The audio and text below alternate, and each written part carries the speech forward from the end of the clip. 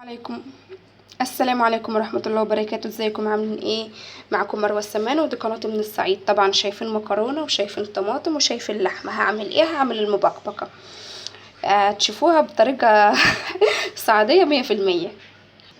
هنا معايا حلة حطيت فيها معلقة سمنة ومعلقة زيت، وهنزل عليها هنزل عليها باللحمة. بسم الله.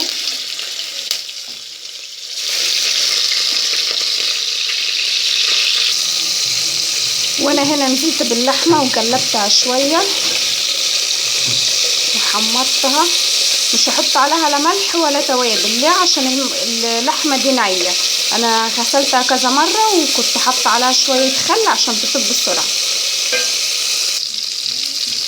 هنزل عليها هنا بالبصل ومعلقة من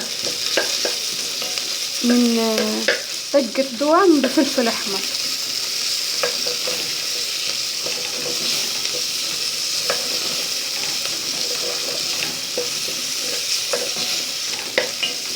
هقلبها شوية